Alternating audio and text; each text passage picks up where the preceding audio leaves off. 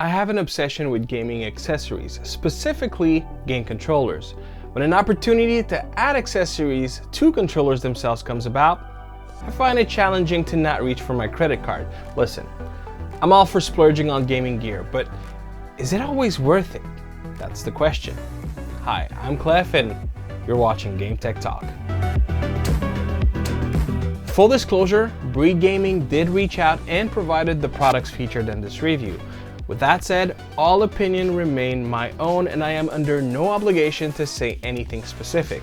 In short, they had no say on any of the critical points we'll address in this piece of content. So what do these three distinct controllers share in common? They're targeted for handheld devices, they're popular items in their targeted space, but also they all fall under BreedGaming's umbrella of accessories. In this video, we'll focus on the backbone one, the Razer Kishi V2, which also works with the Pro version, sort of, and the Hori split pad compact Joy-Cons. Let's start with the Hori shelf. Right off the bat, I love their packaging. The print is top-notch quality and could easily sit on shelves and racks at retail locations. You'll find no shimmy-shammy in the box, just the shells. Of course, this includes both the left and right Joy-Cons, each requiring both a back and front piece for assembly. The installation is as easy as they come. Line up the notches and clip them together. I find that attaching the front piece first and then securing the back works better, minimizing the risks of damaging the clips. When it comes to the shell itself, it's like any clear rigid one you may have bought at companies such as Amazon and or AliExpress over the years. And just like them, I would think that it could go yellowish over many months, long after it's relevant, but that is pure speculation on my part. An educated guess, if you will. The good news is that it shields the original shell from oxygen, which is partly responsible for plastic discoloration. As you can see here, I've opted for the Gengar edition, and I'm rather pleased with how it protects the shell from scratches, dents, and dust. Another thing to mention, this design has zero impact on the rail mechanism of either Switch model. Therefore, the controller remains slightly wobbly on the regular Switch, whereas on the OLED model, it is a more secure and stable connection. While the plastic itself isn't unpleasant by any means, it has the typical feel of clear plastic, neither slippery nor particularly grippy. Personally, I would have preferred more grip. Maybe some stick-on grips could be included in the future. That idea is free. Beyond that, the seal is tight, so much so that a warning is in order. If you are buying the shell, say to paint inside to give your controller a makeover, which would be a fantastic use case, please be aware that while installing the shells is very easy, removing them is far more challenging. Once tucked, the notches are harder to unclip, effectively raising concern that undoing them will damage those clips. Again, from experience with various products of similar types, I'd expect that tension, for which it couldn't be designed for, would successfully break in two. But then again, that is also the very purpose for which these products exist, to shield your devices and absorb the hit rather than damaging the product that it is meant to protect. Now, to address something that I am unsure if it is intentional or not. The shell itself is thin, which I believe is best. No one should buy rigid shields expecting them to withstand many falls. If that's what you're looking for, I'd recommend a soft rubber instead. So what's the benefit, you might ask? Well, by being thin, it pretty much leaves pushing any buttons intact. In fact, I prefer the configurable back buttons with this case on, as they sit flush with the case itself, making for a more pleasant, actionable button. The only button that some of you may struggle with is minus and plus. I do not experience issues myself, but because the buttons are already encased, you have to push with the meat of your thumb to reach it. In all fairness, them thumbs be meaty alright. Meaty alright. Talking about thumbs, if you're enjoying this video so far, I'd greatly appreciate if you could put a thumbs up. Let me know in the comments if you also have meaty thumbs, and if you do, how about a subscribe with the notification to not miss the next Game Tech Talk meaty video. As they say, give me the sauce and I'll bring the meat. Actually, they don't say that, do they? By now, you know the concept, so we'll fly through what makes the other shells different. Starting with a positive aspect specific to the Razer Kishi equivalent, I find that the analog triggers are more comfortable to push with the shell case on, as it now gives a smooth edge to know you've gone all the way or simply to rest your fingers on. However, a con versus the previous shell is one that I, for one, cannot ignore. Turns out both the Kishi and Backbone shell are thicker. Specifically to the Kishi, it is a problem for the D-pad. While the fault is not quite BreedGaming's, because let's face it, that D-pad is not good, that shell still is the add-on in that equation. The Kishi uses tactile or dome switch, I'm unsure which, but surely they are not membrane. Maybe it's a me thing, but I find responsive buttons to work badly with a thicker shell on top. Again, that is specific to the D-pad because the ABXY buttons at least have the center cove to ease operation. And not only that, if you happen to have the V2 Pro, which Razer now sells separately, it has a 3.5mm jack that the non-Pro version does not, and that shell does not accommodate this input. So if that's important for you, either consider putting your case under an operating table or look for another solution.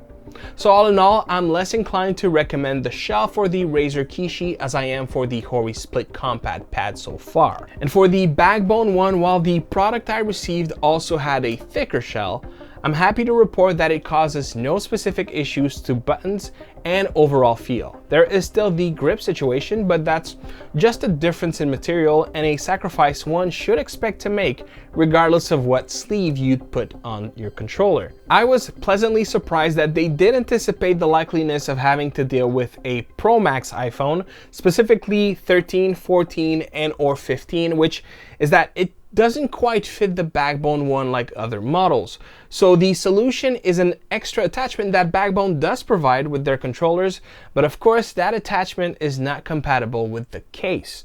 Thankfully, BreedGaming does include their own so that you can address this potential issue. So the shells are quite pleasing overall, and I can't think of any reason to remove them off of my controller, except for the Kishi V2 Pro that is, but as cool, nice, and convenient as they are, this is not at all the nicest accessory in my opinion.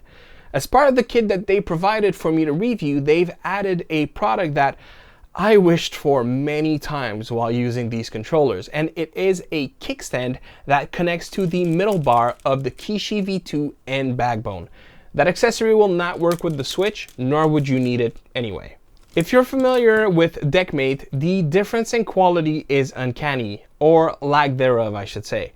You'll find two pieces in your packaging, a small square looking thing with a spring and another larger square, this one equipped with a very sturdy leg that you can prop out. Simply slide the small dude into its larger counterpart, make sure to push the spring to fit it in, and voila. From there, open your controller and using the other spring from the attachment piece, connect it to your middle bar. You are free to remove your phone, it can still close, and you can still open it up when needed. That is, for me personally, the best product in BreedGaming's lineup. And this kickstand has tension alright. There is just no way that this thing will give out for sure. And last but not least are the Backbone One PSX style button replacements. This allows you to replace ABXY for the iconic Sony buttons X, circle, square, and triangle. Of course, if you have the PlayStation branded Backbone, there is really no reason for that mod, but if you were to have the regular one, well, that could address that model quite easily. This goes without saying, and I shouldn't have to say this, but just to avoid unnecessary deceptions, this is a hardware replacement, so if you were to do that mod, your icons in game won't magically change to match the PlayStation ones, obviously. While I haven't done the change for this video specifically, as I'm keeping that for a shorts instead, I won't be able to show you the final result. Do stay tuned if you care to see it. Until then, let's address the quality. Contrary to the Backbone buttons, these ones are molded with their respective shapes, but you do not feel them at all, mainly due to the buttons being so small to begin with. They also have a much flatter design, whereas the Backbone One original buttons are a bit more rounded on the edges. The one thing to consider is, well, this could cause finger fatigue over time.